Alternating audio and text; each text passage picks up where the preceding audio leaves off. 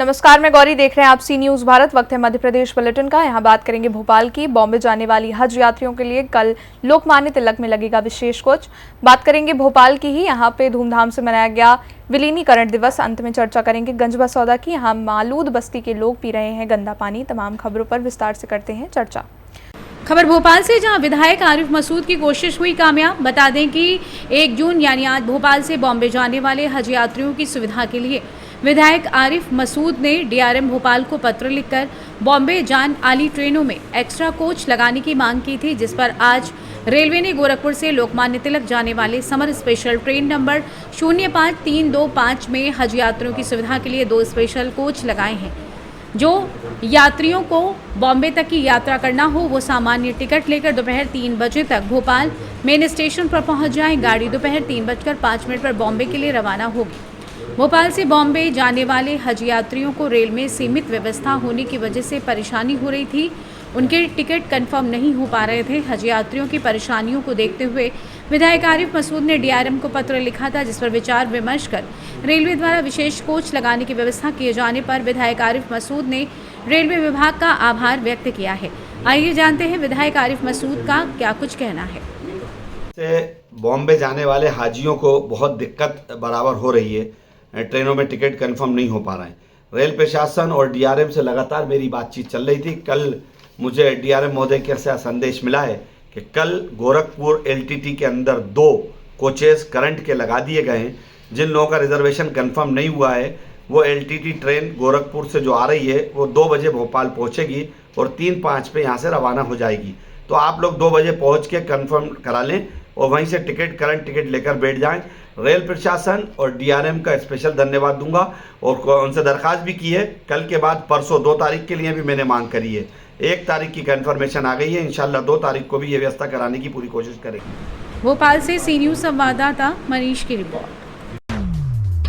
राजधानी भोपाल के पुरानी जेल स्थित मतगणना स्थल का निरीक्षण मुख्य निर्वाचन पदाधिकारी अनुपम राजन और भोपाल कलेक्टर कौशल विक्रम सिंह ने किया।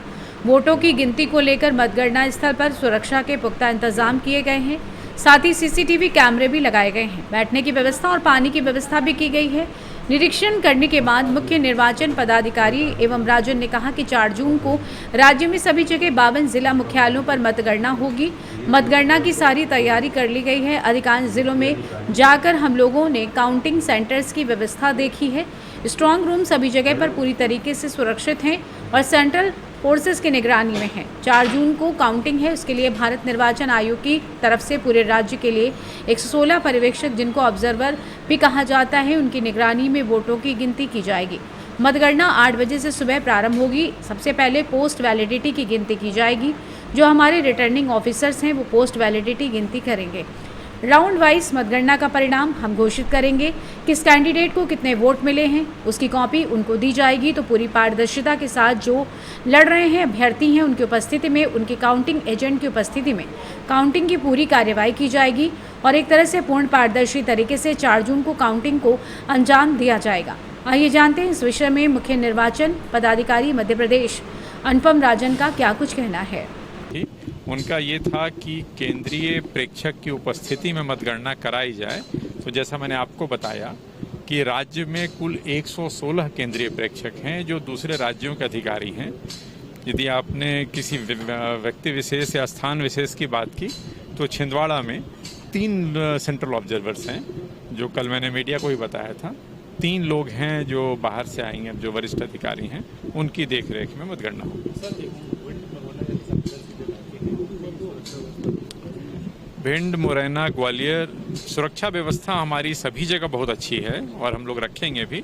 लेकिन भिंड, मुरैना, ग्वालियर की आपने बात की, कुछ स्थानों का एक तरह से ऐतिहासिक उनकी जो हिस्टोरिकल लीगेसी है वो उस तरह की है, तो वहाँ हम लोग अतिरिक्त केयरफुल रहेंगे। और वैसे भी जो जो पार्लियामेंट्री कॉन्स्टिट्यूंसी है जहाँ इस बात की संभावना है कि फाइट थोड़ी क्लोज होगी, वहाँ हम लोग अतिरिक्त नज़र रखेंगे। मतगणना शांतिपूर्वक होगी, इसकी पूरी व्यवस्था है। और न सिर्फ काउंटिंग के बाद भी कई बार ये देखा गया है कि परिणाम के बाद जो कई बार वो विक्ट्री प्रोसेशंस निकलती हैं, कई बार जब लोग वापस लौटते हैं तो उसमें कुछ विवाद हो जाता है, झड़प हो जाती है, तो उन चीज़ों का भी ध्यान रखा गया है।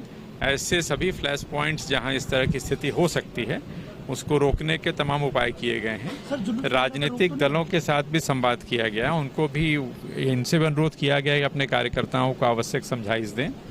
हार जीत होती रहती है।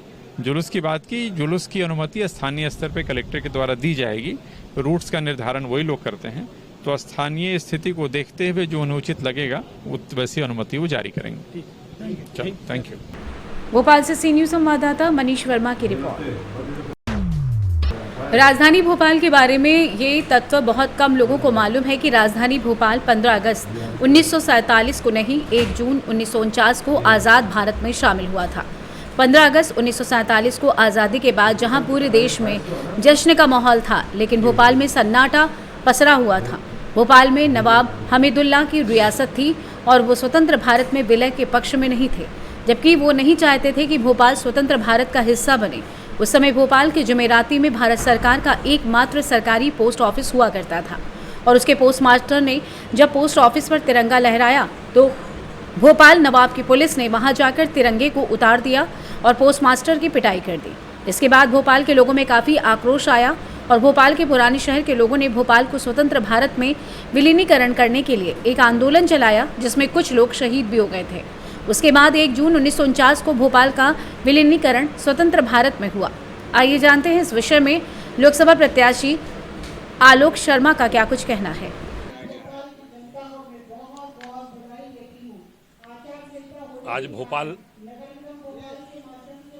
आज भोपाल वासियों के लिए बड़ा खुशी का और बड़ा ऐतिहासिक दिन है। हमारा देश 15 अगस्त 1947 को आज़ाद हुआ था, परंतु हमारा भोपाल 15 अगस्त 1947 को आज़ाद नहीं हुआ था। इसके लिए एक बड़ी लंबी लड़ाई लड़ी गई और तत्कालीन नौजवानों ने एक विलीनीकरण का आंदोलन चलाया। भोपाल के नवाब हमीदुल्लाह नहीं चाहते थे कि भोपाल स्वतंत्र भारत का हिस्सा बने, वे चाहते थे कि भोपाल पाकिस्तान के अंदर शामिल हो। इसके लिए तत्कालीन नौजवान हमारे भाई रतन कुमार जी गुप्ता, भाई बालकृष्ण गुप्ता, स्वर्गीय डॉक्टर शंकर दयाल शर्मा जी और उद्धव दास जी मेहता, मोहिनी देवी, चंपा चारूपा, मास्टर लाल सिंह, मास्टर भैरव जी और डॉक्टर जमुना प्रसाद मुखर्जी जैसे कई नौजवानों ने भोपाल में विलीनीकरण का आंदोलन चलाया। तब जाकर हमारा भोपाल 1 जून 1949 को आज़ाद हुआ। और जब भोपाल की जनता ने मुझे भोपाल के महापौर के रूप में आशीर्वाद दिया, तब से मैंने भोपाल नगर निगम से इस कार्यक्रम को भोपाल की आज़ादी का वास्तविक सच आने वाली पीढ़ी के सामने आए, इसके लिए हम 1 जून को भोपाल गेट के ऊपर कार्यक्रम करते हैं। और भोपाल के जो स्वतंत्र संग्राम सेनानी थे, जो योद्धा थे भोपाल को आज़ाद कराने के लिए, उनको हम लोग पुष्पांजलि अर्पित करते हैं। भोपाल से सी न्यूज संवाददाता मनीष शर्मा की रिपोर्ट।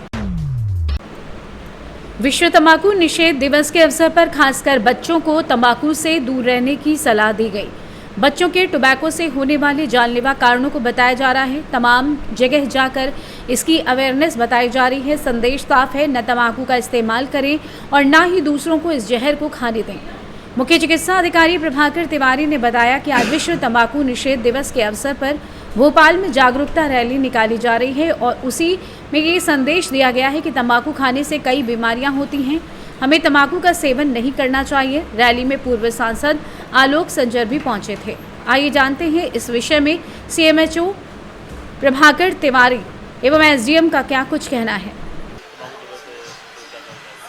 जैसा आप जानते हैं कि हर 31 मई को वर्ल्ड नो टैबेको डे मनाया जाता है और ये टैबेको से होने वाले नुकसान के प्रति लोगों को जागरूक करने के लिए और तंबाकू के उपयोग को हतोत्साहित करने के लिए मनाया जाता है।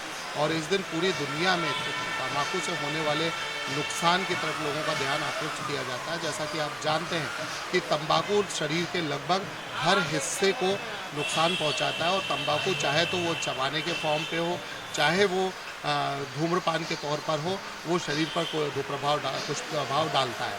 जहाँ तक बात तंबाकू चबाने की, आप जानते हैं कि भोपाल में काफ़ी संख्या में लोग सिर्फ तंबाकू चबाने के कारण मुंह के कैंसर से पीड़ित हुए हैं।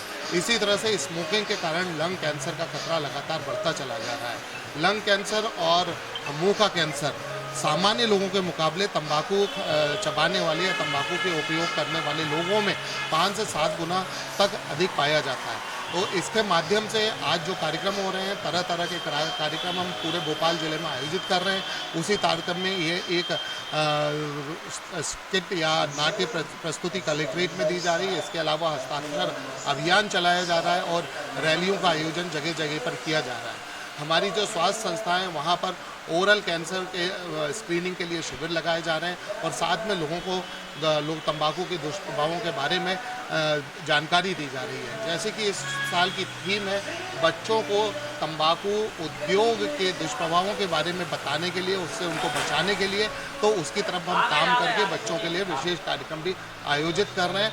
आप लोगों के चैनल के माध्यम से मेरा यही अनुरोध रहेगा कि हम खुद भी तंबाकू के दुष्प्रभावों को समझें और अपने साथियों को, अपने परिवारजनों को, अपने दूसरे साथियों को इससे बचाने का प्रयास करें। 1 मई को जो वर्ल्ड एंटी टोबैको डे होता है उसमें एक अभियान चालू किया जा रहा है। इस साल की थीम है कि जो हमारे बच्चे होते हैं, एडोलसेंट्स होते हैं, उनमें टोबैको का यूसेज को कम करना है। तो इसी के लिए अब हम एक अवेयरनेस कैंपेन चालू किया जा रहा है और इसमें इसी के तहत अलग अलग हम जो OPDs होती हैं हॉस्पिटल्स में, वहाँ पे भी अर्ली डिटेक्शन के ऊपर ध्यान देंगे और अलग अलग शहर के अलग अलग फोरम्स पे ये ध्यान दिया जाएगा कि बच्चों में ये अवेयरनेस फैलाई जाए कि टोबैको का जो सेवन है वो जानलेवा हो सकता है।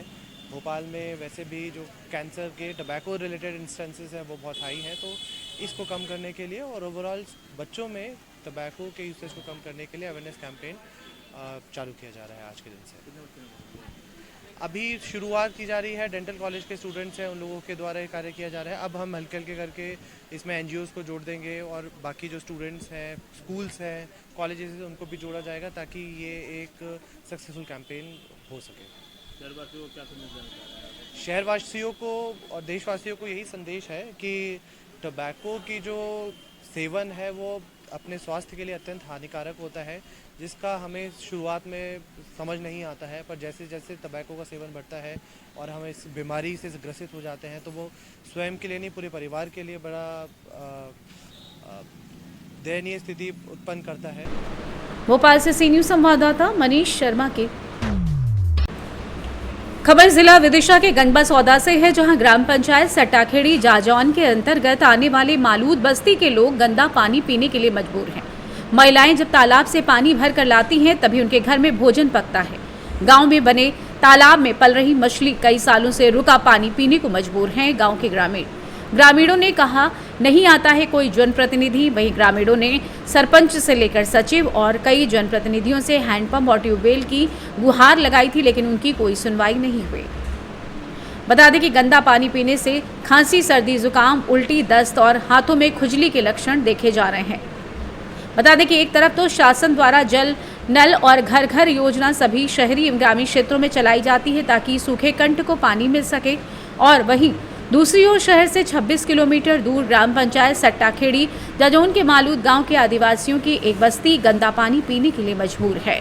बता दें विधायक से लेकर सरपंच, सचिव और कई अधिकारियों को गांव में ट्यूबवेल या हैंडपंप लगाने की गुहार लगाई गई, लेकिन उन्होंने आज तक कोई उनकी सुनवाई नहीं हुई। लिहाजा ग्रामीण गंदा पानी पी रहे हैं। पानी की परेशानी है नहीं क्या पानी? नहीं। अच्छा, तो कितनी दूर से, कहाँ से लाते हो पानी? 1 किलोमीटर दूर से लाते हैं, तालाब से लाते हैं। हम भी पीते हैं, बाल बच्चे भी पीते हैं, बीमार हो जाते हैं। पैसे है नहीं। क्या हो जाता है बीमारी में? तकलीफ हो जाती है, दस्त लगते हैं, बुखार चढ़ती है, खांसी चलती है, जुकाम होता है। ठीक है, तो कभी क्या नाम है? क्या नाम है? कौन सा गाँव है ये? मालूद, सूजा मालूद। सूजा मालूद। क्या समस्याएं हैं आपको? समस्या ये है सर, पानी के बाद बहुत परेशान है। तालाब से पानी ला रहे हैं, हम बच्चे भी मतलब बीमार हो रहे हैं, हम भी लोग भी हो रहे हैं, मचा पानी ला रहे हैं। अच्छा अच्छा, तो कितनी दूर है पानी आपको लाने के? 1 किलोमीटर। गंजबा सौदा से सी न्यूज़ संवाददाता हेमंत की रिपोर्ट। फिलहाल के लिए बुलेटिन में बस इतना ही। देश दुनिया की बड़ी खबरों के लिए देखते रहिए सी न्यूज़ भारत।